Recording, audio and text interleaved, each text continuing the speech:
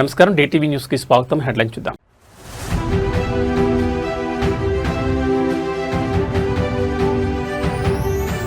స్వచ్ఛాంధ్ర స్వర్ణాంధ్ర దిశగా కూటమి ప్రభుత్వం అడుగులు. నెట్టింట డిజిటల్ ప్రచారం శరవేగం.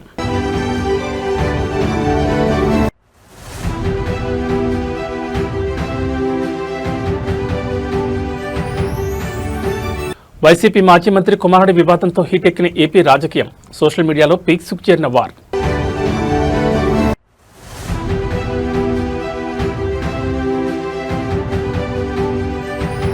కార్టూనిస్ట్ శేఖర్ మెమోరియల్ అవార్డ్స్ 2026 వేడుకలో కేటీఆర్. సోమాజిగూడ ప్రెస్ క్లబ్లో సాహిత్య హంగులు.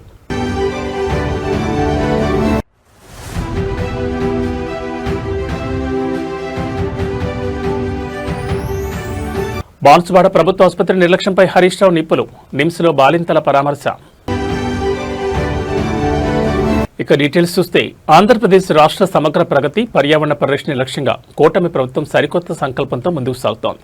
ఇందులో భాగంగా స్వచ్ఛాంధ్ర స్వర్ణాంధ్ర అనేది కేవలం ఒక ప్రభుత్వ కార్యక్రమం మాత్రమే కాదు, రాష్ట్రంలోని ప్రతి పౌరుడు తమ దైనందిన జీవితంలో భాగం చేసుకోవాల్సిన ఒక గొప్ప జీవన విధానం అంటూ సోషల్ మీడియా వేదికగా సాగుతున్న డిజిటల్ ప్రచారం ఇప్పుడు అందరినీ ఆకట్టుకుంటోంది.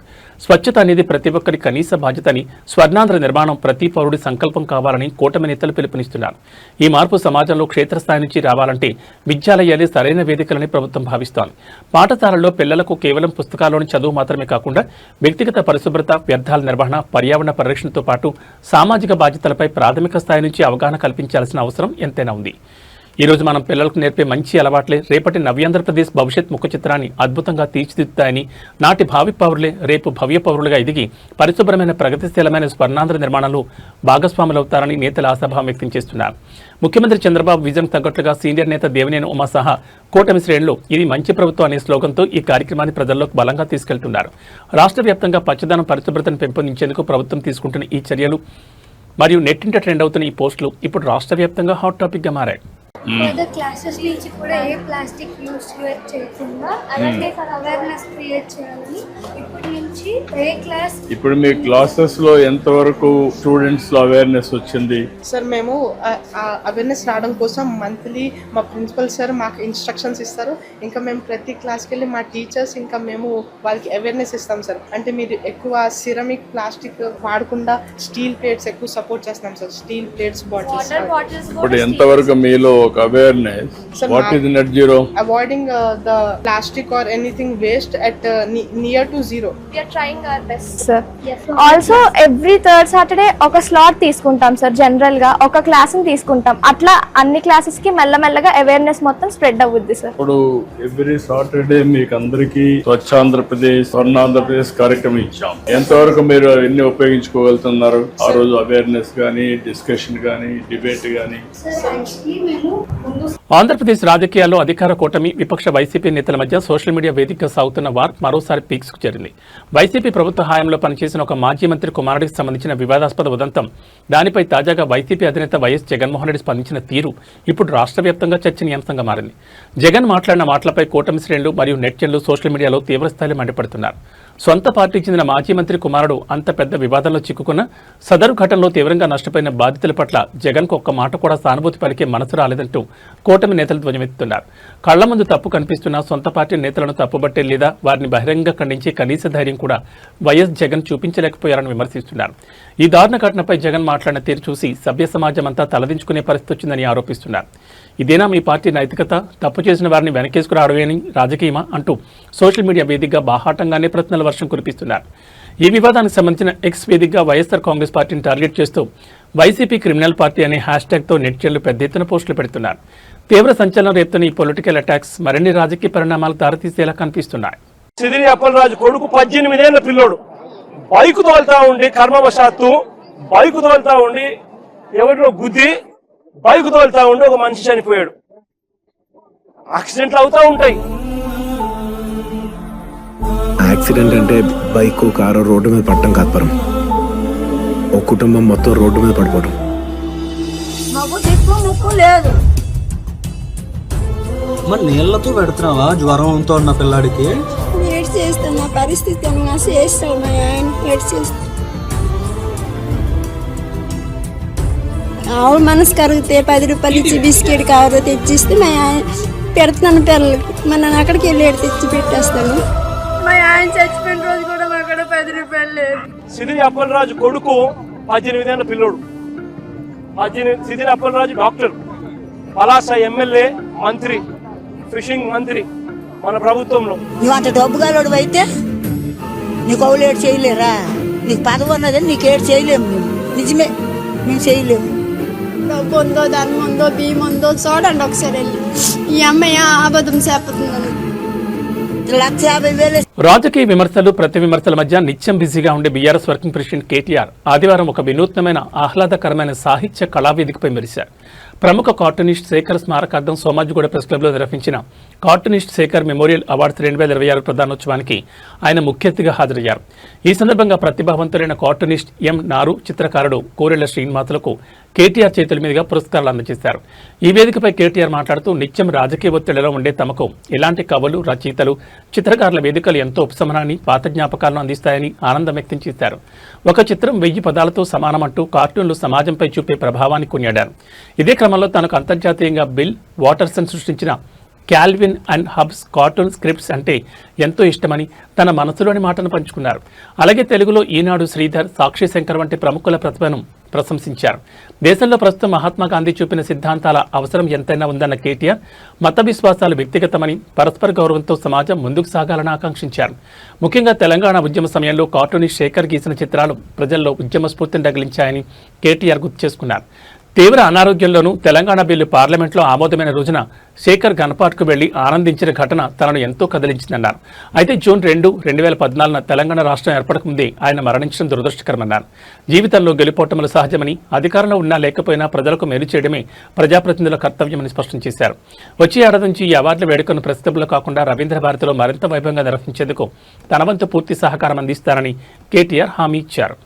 అందరికీ నమస్కారం. గౌరవనీయులు, పెద్దలు, ఈరోజు శేఖర్ గారి మెమరీలో వారి స్మారకార్థం ఇస్తున్న ఈ పురస్కారాల కార్యక్రమానికి అధ్యక్షత వహిస్తున్న ప్రొఫెసర్ రఘు గారు, గౌరవనీయులు ఈరోజు స్మారకోపన్యాసం చేసిన పెద్దలు ప్రొఫెసర్ బెల్లి యాదయ్య గారు, అట్లాగే పురస్కార గ్రహీతలు పెద్దలు శ్రీ కోరెళ్ల శ్రీనివాస్ గారు, శ్రీ నారు గారు, అలాగే ఈరోజు ఈ కార్యక్రమానికి నన్ను ఆహ్వానించిన పెద్దలు గౌరవనీయులు ప్రముఖ కార్టూనిస్ట్, మీ అందరికీ సుపరిచితులు, ఆప్తులు, గౌరవనీయులు, ప్రపంచ స్థాయికి తెలంగాణ కార్టూన్ల సత్తాని, తెలంగాణ యొక్క ఆర్టిస్టుల సత్తాని, చిత్రకారుల సత్తాని తీసుకెళ్లిన గౌరవనీయులు పెద్దలు మా శంకరన్నకు, అట్లాగే ఈరోజు ఈ కార్యక్రమానికి మరి మా మిత్రులు 10 ఏళ్ల కిందట కలిసినప్పటికీ ఇప్పుడు గుర్తుపెట్టుకుని మరి నాకు రాజకీయ నాయకులు అంటే పెద్ద ఇష్టం లేదని మొహమాటం లేకుండా అది కూడా మైక్లోనే చెప్పిన మా పొలిటికలీ ఇన్కరెక్ట్ బట్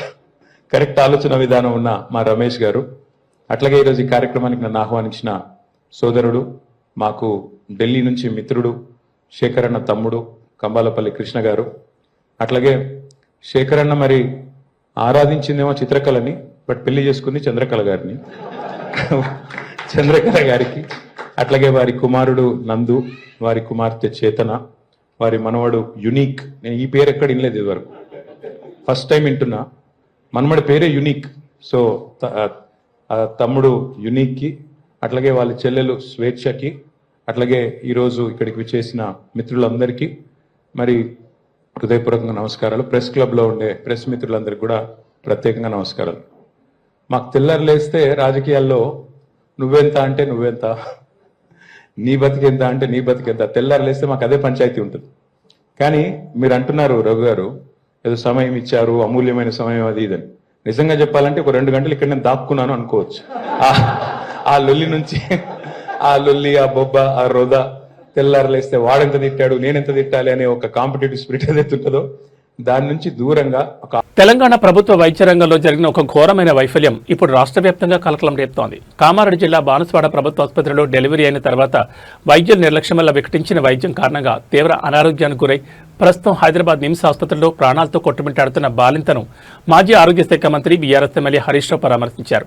నిమ్స్ ఐసీయూలో చికిత్స పొందుతున్న బాధితులను వారి కుటుంబ సభ్యులను కలిసి ధైర్యం చెప్పిన అనంతరం హరీష్ రావు మీడియాతో లైవ్లో మాట్లాడుతూ కాంగ్రెస్ ప్రభుత్వంపై తీవ్రస్థాయిలో విరుచుకుపడ్డారు. రాష్ట్రంలో ప్రభుత్వ వైద్యం పూర్తిగా పడకేసిందని, బాన్సువాడ ప్రభుత్వ ఆసుపత్రిలో కనీస పర్యవేక్షణ లేకపోవడం వల్లే ఇంతమంది బాలింతల ప్రాణాలు నేడు ప్రమాదంలో పడ్డాయని హరీష్ రావు మండిపడ్డారు. ఆరోగ్య శాఖపై ముఖ్యమంత్రి రేవంత్ రెడ్డికి ఇక్కడి మంత్రులకు అస్సలు సమీక్షలు నిర్వహించే తీరికే లేదంటూ ధ్వజమెత్తారు. నిమ్స్లో అత్యంత విషమ పరిస్థితిలో ఉన్న బాలింతలకు మెరుగైన వైద్యం అందించాలని అధికారులను కోరారు. బాధితులకు ప్రభుత్వం వెంటనే భారీ ఆర్థిక సహాయం ప్రకటించాలని, ఈ ఘటనకు కారణమైన బాన్సువాడ ఆసుపత్రి సిబ్బంది మరియు బాధ్యులపై కఠినపరమైన చట్టపరమైన చర్యలు తీసుకోవాలని హరీష్ రావు డిమాండ్ చేశారు. బీఆర్ఎస్ హయాంలో ప్రభుత్వ ఆసుపత్రులను కార్పొరేట్ స్థాయిలో తీర్చిదిద్దే కాంగ్రెస్ పాలనలో పేదల ప్రాణాలకు రక్షణ లేకుండా పోయిందంటూ హరీష్ రావు చేసిన ఈ కామెంట్స్ ఇప్పుడు సోషల్ మీడియాలో హాట్ టాపిక్ గా మారాయి. తెలుసుకునే ప్రయత్నం కూడా చేయలేదు. ఇప్పటి వరకు దీని మీద పూర్తి స్థాయి విచారణ మంత్రి గారు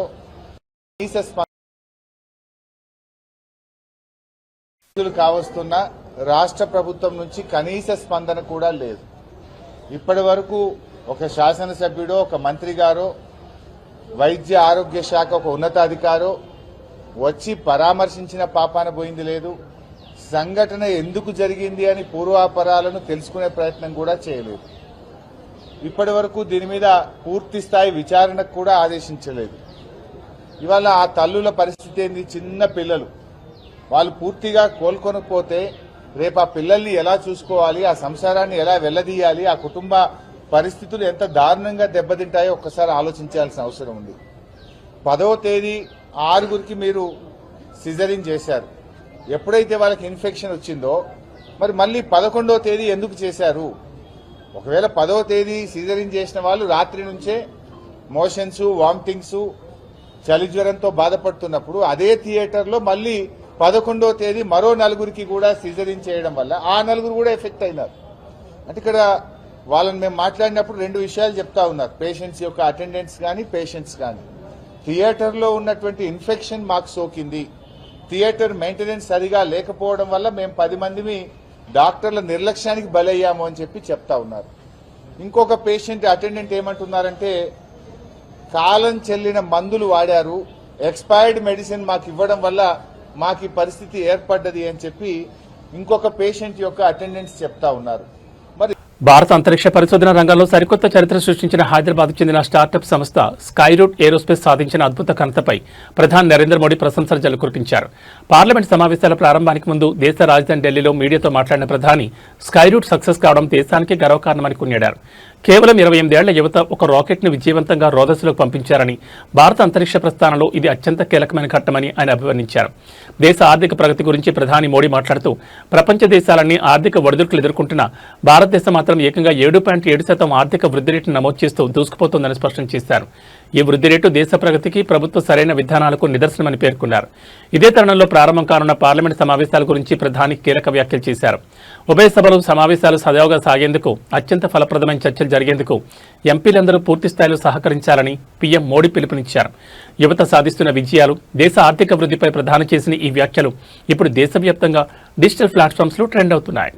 अनेक सिद्धियां प्राप्त की है और देशवासी गर्व से भर जाए,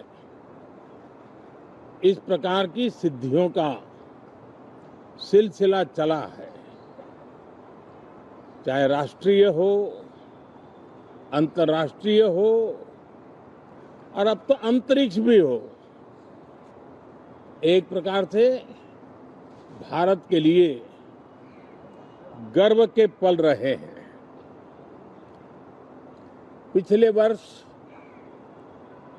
मॉनसून सत्र के ठीक पहले भारतीय नागरिक इंटरनेशनल स्पेस स्टेशन पर पहुंचा था और कल ही परसों भारत का एक युवा स्टार्टअप, उसने बहुत बड़ी सिद्धि प्राप्त की है. विश्व के कम ही देश हैं जहां इस प्रकार से प्राइवेट ఆంధ్రప్రదేశ్ రాజకీయాల్లో మరో సంచలన ల్యాండ్స్కేప్ ఉదంతం కలకలం రేపుతోంది. వైఎస్ఆర్ కాంగ్రెస్ పార్టీ సీనియర్ నేత ఆంధ్రప్రదేశ్ అసెంబ్లీ మాజీ స్పీకర్ తమ్మినేని సీతారాంకు భూకుంభకోణం కేసులో గట్టి షాక్ తగిలింది. సుమారు 4 కోట్ల రూపాయల విలువైన భూ వివాదంలో ఆయనతో పాటు ఆయన కుటుంబ సభ్యులపై పోలీసుల దర్యాప్తు అత్యంత ముమ్మరంగా సాగుతోంది. ఈ కేసు వివరాల్లోకి వెళ్తే నకిలీ పత్రాలు, తప్పుడు మరణ ధృవీకరణ పత్రాన్ని సృష్టించి సుమారు 900 చదరపు గజాల విలువైన ల్యాండ్ను తమ్మినేని సీతారాం కుమారుడు తమ్మినేని చిరంజీవి నాగ్ పేరుపై అక్రమంగా నమోదు చేసినట్లు బలమైన ఆరోపణలు వచ్చాయి. ఈ వ్యవహారంపై రంగంలో దిగిన పోలీసులు కేసు నమోదు చేసి లోతుగా దర్యాప్తు చేస్తున్నారు. కేవలం కుమారుడే కాకుండా ఈ 5 కోట్ల రూపాయల విలువైన భూదంతా వెనుక మాజీ స్పీకర్ తమ్మినేని సీతారాం, అలాగే ఆయన భార్య తమ్మినేని వాణి పాత్ర కూడా ఉందనే అనుమానాలతో పోలీసులు ఆ కోణంలో కూడా విచారణ వేగవంతం చేశారు. కూటమి ప్రభుత్వం అధికారంలోకి వచ్చిన తర్వాత గత వైసీపీ ప్రభుత్వ హయాంలో జరిగిన ల్యాండ్ గ్రాంబింగ్స్ మరియు అక్రమాలపై ప్రత్యేక ఫోకస్ పెట్టిన తరుణంలో మాజీ స్పీకర్ తమ్మినేని సీతారాం కుటుంబంపై ఈ తరహా క్రిమినల్ దర్యాప్తు జరగడం ఏపీ రాజకీయాల్లో హాట్ టాపిక్గా మారింది. ఈ కేసులో పోలీసులు ఎలాంటి ఆధారాలు సేకరించారు, తదుపరి అరెస్టులు ఉంటాయా అనే అంశాలపై సర్వత్రా ఉత్కంఠ నెలకొంది. దీనికి సంబంధించి ఏదైనా ఉంటే అడగచ్చు.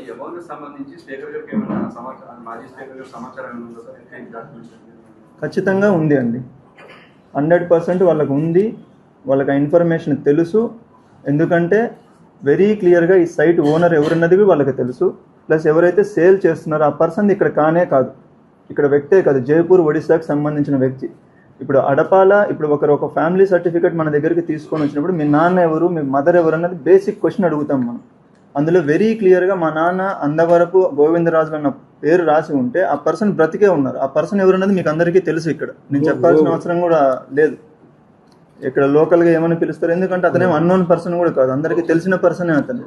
సో అంత క్లియర్గా ఉన్నప్పుడు ఇది క్లియర్ క్రిమినల్ కన్స్పిరసీ. ఆ సైట్ ఏదైతే ఉందో ఆంధ్రప్రదేశ్లో కూటమి నాయకుల అరాచకాలు రోజురోజుకు మితిమీరిపోతున్నాయంటూ సోషల్ మీడియా వేదికగా తీవ్ర దుమారం రేగుతోంది. మొన్న గుంటూరు జిల్లాలో జరిగిన ఘటన మరొక ముందే నేడు కడప జిల్లాలో మహిళలపై తెలుగుదేశం పార్టీ నాయకులు జరిపిన దాడి తీవ్ర సంచలనంగా మారింది. కడప జిల్లాలో ఓ స్థల వివాదానికి సంబంధించి టీడీపీ అనుబంధ విభాగం టీఎన్ఎస్ఎఫ్ జిల్లా అధ్యక్షుడు బొజ్జల తిరుమలేష్ ల్యాండ్ సెటిల్మెంట్ పేరిట తీవ్ర అరాచకానికి పాల్పడినట్లు ఆరోపణలు వస్తున్నాయి. వివాదంలో ఉన్న స్థలంలోకి చొరబడి అక్కడ ఉన్న ఒక వృద్ధ మహిళపై తిరుమలేష్, అతని అనుచరులు దారుణంగా భౌతిక దాడి దిగారు. బాధితురాలను ఇచ్చుకెళ్తూ ఆమె జాకెట్ చించేసి తీవ్రంగా అవమానించినట్లు సమాచారం. అంతేకాకుండా రాడ్లు, కర్రలు, సుత్తులతో సదరు స్థలంలో హల్చల్ చేస్తూ అక్కడి వారిని భయభ్రాంతులకు గురిచేసిన విజువల్స్ ఇప్పుడు బయటకొచ్చాయి. ఈ దారుణానికి ఒడిగట్టిన టీఎన్ఎస్ఎఫ్ నేత బొజ్జల తిరుమలేష్ కడప మున్సిపల్ పరిధిలో కీలక నేతగా స్థానిక టీడీపీ ఎమ్మెల్యే మాధవిరెడ్డికి అత్యంత ముఖ్య అనుచరుడిగా ప్రచారంలో ఉన్నట్టు తెలుస్తోంది. అధికార పార్టీ అండ చూసుకుని మహిళలపై ఇలాంటి అరాచకాలు తెగబడుతున్నారంటూ స్థానికులతో పాటు విపక్షాలు తీవ్ర ఆగ్రహం వ్యక్తం చేస్తున్నాయి. మహిళలకు రక్షణ కల్పించాల్సిన కూటమి ప్రభుత్వంలో సొంత పార్టీ నేతలే వృద్ధురాలపై ఇలా దాడికి తెగబడ్డంపై సర్వత్రా విమర్శలు వ్యక్తమవుతున్నాయి. ఈ ఘోర ఘటనపై పోలీసులు కేసు నమోదు చేసి ఎలాంటి చర్యలు తీసుకుంటారో చూడాలి. మరి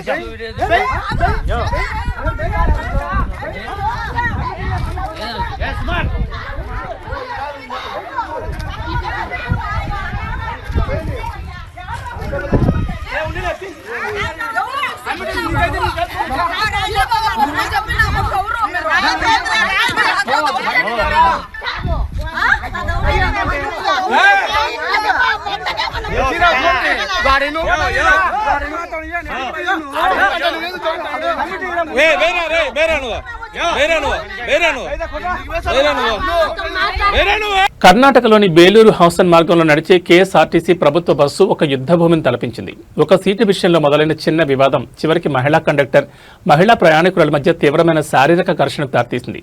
ఒకరినొకరు నెట్టుకుంటూ జుట్టు పట్టుకుని కొట్టుకునే స్థాయికి గొడవ చేరడంతో బస్సులోని మిగతా ప్రయాణికులు తీవ్ర భయాందోళనకు గురయ్యారు. అయితే ఈ ఘటనలో మొదటి కండక్టర్దే తప్పని అంతా భావించినప్పటికీ దీని వెనుక ఒక షాకింగ్ నిజం బయటకొచ్చింది. బస్సు ఎక్కిన మహిళా ప్రయాణికురాలు మధ్య మత్తులో ఉన్నట్లు తోటి ప్రయాణికులు చెప్తున్నారు. సీటు కోసం గొడవకు దిగిన సదరు మహిళ బస్సు రన్నింగ్ లో ఉండగానే లేడీ కండక్టర్పై ఆకస్మికంగా భౌతిక దాడి దిగింది. దాంతో కోపోద్రిక్తురాలైన మహిళా కండక్టర్ కూడా సహనం కోల్పోయి ప్రయాణికురాలపై ఎదురుదాడికి దిగాల్సి వచ్చింది. మద్యం మత్తులో సీన్ క్రియేట్ చేసిన ఆ మహిళ ప్రవర్తనపై బస్సులోని మిగతా ప్రయాణికులు కూడా తీవ్ర ఆగ్రహం వ్యక్తం చేశారు. వెంటనే ఆమెను బస్సులో నుంచి కిందకి దించేయాలంటూ గట్టిగా డిమాండ్ చేశారు. ప్రస్తుతం ఈ హైడ్రామాకు సంబంధించిన వీడియో సోషల్ మీడియాలో విపరీతంగా వైరల్ అవుతోంది. ఈ ఘటనపై కేఎస్ఆర్టీసీ రవాణా శాఖ అధికారులు సీరియస్ గా స్పందించారు. అసలు తప్పెవరిది, గొడవకు బలమైన కారణాలు ఏంటనే కోణంలో ప్రయాణికులు మరియు సిబ్బంది నుంచి పూర్తి వివరాలు సేకరించి విచారణ జరుపుతున్నారు.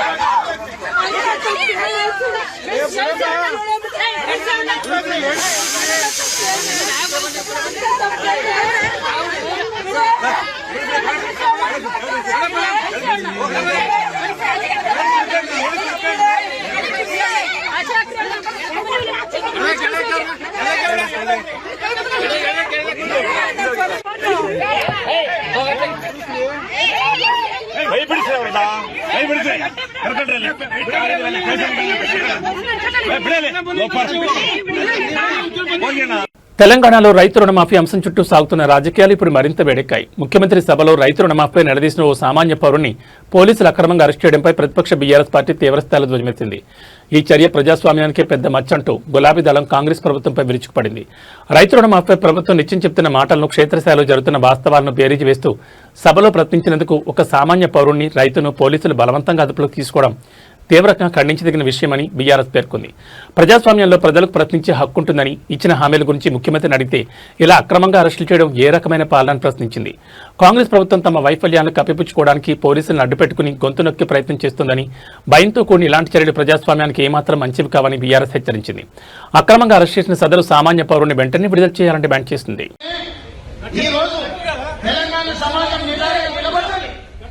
ఎవరు మాట్లాడినా, ఎవరు ఇట్లాంటి వేషాలు వేసినా ఈ సమాజం నిలబడి ఎదుర్కొంటుంది. అందుకే ఈరోజు మిత్రులారా, ఎవరు ఎన్ని వేషాలు. మెగా కాంపౌండ్ నుంచి ప్రొడ్యూసర్ గా మారి విభిన్నమైన కంటెంట్ తో సినిమాలు తీస్తున్న యంగ్ ప్రొడ్యూసర్ నిహారిక కొణిదెల ఇంట్లో జాతీయ అవార్డు సంబరాలు అంబరాంతాకాయి. ఆమె నిర్మాణంలో తెరకెక్కిన వైవిధ్యభరిత చిత్రం కమిటీ కుర్రాడు జాతీయ అవార్డును కైవసం చేసుకోవడంతో మెగా ఫ్యామిలీతో పాటు చిత్ర యూనిట్ అంతా ఫుల్ జోష్లో ఉంది. ఈ అద్భుత గంతపై మెగాస్టార్ చిరంజీవి ప్రత్యేకంగా నిహారికను అభినందించడం ఇప్పుడు నెట్టింట హాట్ టాపిక్ గా మారింది.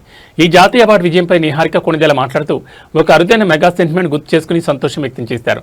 గతంలో మెగా కాంపౌండ్ నుంచి వచ్చిన క్లాసిక్ మూవీ రుద్రవేణ చిత్రానికి తన తండ్రి నాగబాబు జాతీయ అవార్డు అందుకున్నారని, ఇప్పుడు దశాబ్దాల తర్వాత కూతురిగా నువ్వు నేషనల్ అవార్డు అందుకోవడం అత్యంత గర్వంగా ఉందంటూ పెదనాన్న చిరంజీవి తనను గుండెలకు హత్తుకుని ప్రశంసించారని నిహారిక ఎమోషనల్ అయ్యారు.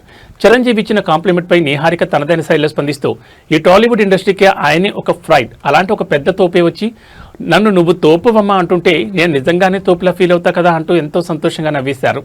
నిహారిక చేసిన ఈ కామెంట్స్ కమిటీ కుర్రోళ్ళు సినిమాకు జాతీయ పురస్కారం దక్కడంపై మెగా అభిమానులు సోషల్ మీడియాలో పెద్ద ఎత్తున కాంగ్రెస్ చెప్తున్నారు. I think చిరంజీవి గారు and Surekha mummy they were very very happy. అంటే డాడీ కూడా చెప్పారు, ఎందుకంటే రుద్రవీణ అప్పుడు డాడీ వెళ్ళి తీసుకున్నారు national award. So he said అప్పుడు మీ నాన్న తీసుకున్నారు, ఇప్పుడు you are going to take the national award. It's a very very pride moment for us as a family అని. ఆయనే ఇండస్ట్రీకి ప్రైడ్ అని నేను ఫీల్ అవుతుంటే, ఆయన నన్ను ప్రైడ్ అనడం అనేది తోపే అంటుంటే నేను ఆబ్వియస్గా తోపులో ఫీల్ అవుతా కదా. So yeah, I'm very happy, very very happy. And Hyderabad మార్కెట్లో ఇవాళ పసిడి ధరలు స్వల్పంగా పెరిగాయి. అంతర్జాతీయ మార్కెట్ ప్రభావంతో పాటు స్థానిక డిమాండ్ కారణంగా గోల్డ్ రేట్లు స్వల్పంగా ఎగబాకాయి. తాజా ధరల ప్రకారం అత్యంత స్వచ్ఛమైన 24 క్యారెట్ల 10 గ్రాముల బంగారం ధర ఇవాళ ₹170 పెరిగి ₹1,43,460 చేరింది. అదేవిధంగా ఆభరణాల తయారీకి ఉపయోగించే 22 క్యారెట్ల 10 గ్రాముల పసిడి ధర కూడా ₹150 ఎగబాకి ప్రస్తుతం ₹131,500 పలుకుతోంది. ఇక బంగారం బాటలోని వెండి ధరలు కూడా భారీ స్థాయిలోనే ఉన్నాయి. మార్కెట్లో ప్రస్తుతం కేజీ వెండి ధర ₹2,34,900గా కొనసాగుతోంది. అయితే తెలుగు రాష్ట్రాలని వివిధ నగరాలను బట్టి, అలాగే స్థానిక బులియన్ మర్చెంట్స్ అసోసియేషన్లను బట్టి ఈ ధరల్లో స్వల్ప తేడాలు ఉండొచ్చని నిపుణులు చెప్తున్నారు. తెలుగు రాష్ట్రాల ప్రజలకు వాతావరణ శాఖ అత్యంత ముఖ్యమైన హెచ్చరిక జారీ చేసింది. ఎండలో ఉక్కపోతతో ఇబ్బంది పడుతున్న జనానికి ఉపశమనం కలిగిస్తూ బంగాళాఖాతంలో మరో అల్పపీడనం ఏర్పడబోతున్నట్లు భారత వాతావరణ కేంద్రం వెల్లడించింది. ఈ నెల 23 లేదా 24 తేదీల్లో బంగాళాఖాతంలో బలమైన అల్పపీడనం రూపుదిద్దుకోనుందని, దీని ప్రభావంతో రాబోయే వారం రోజుల పాటు దేశవ్యాప్తంగా భారీ నుంచి అతి భారీ వర్షాలు కురిసే అవకాశం ఉందని అధికారులు తెలిపారు. ఈ అల్పపీడన ప్రభావంతో దేశంలో మందగించిన రుతుపవనాలు తిరిగి బలంగా పుంజుకోనున్నాయి. ముఖ్యంగా నార్త్ సెంట్రల్ ఈస్ట్ ఇండియా పరిధిలోని రాష్ట్రాల్లో వారం రోజుల పాటు కుండపోత వర్షాలు పడతాయని ఐఎండీ పేర్కొంది. ఇక సౌత్ ఇండియా విషయానికి వస్తే దక్షిణ భారతంలోని పలు రాష్ట్రాల్లో కొన్ని చోట్ల మోస్తరు నుంచి భారీ వర్షాలు కురిసే ఛాన్స్ ఉంది. ప్రస్తుత ఉపరితల ఆవర్తన ప్రభావంతో ఇవాళ తెలుగు రాష్ట్రాల్లోని పలు జిల్లాల్లో విస్తారంగా వర్షాలు పడతాయని వాతావరణ శాఖ స్పష్టం చేస్తోంది. ఆంధ్రప్రదేశ్లోని శ్రీకాకుళం, మన్యం, పోలవరం, కృష్ణా, ఎన్టీఆర్, బాపట్ల, ప్రకాశం, నెల్లూరు, నంద్యాల, తిరుపతి జిల్లాలతో పాటు తెలంగాణలో రాజధాని హైదరాబాద్ సహా పలు జిల్లాల్లో ఇవాళ ఉరుములు మెరుపులతో కూడిన వర్షాలు కురిసే అవకాశం ఉంది. లోతట్టు ప్రాంతాల ప్రజలు, రైతులు అప్రమత్తంగా ఉండాలని అధికారులు సూచిస్తున్నారు. ఏబీ బులెటిన్ విశేషాలు. నమస్కారం.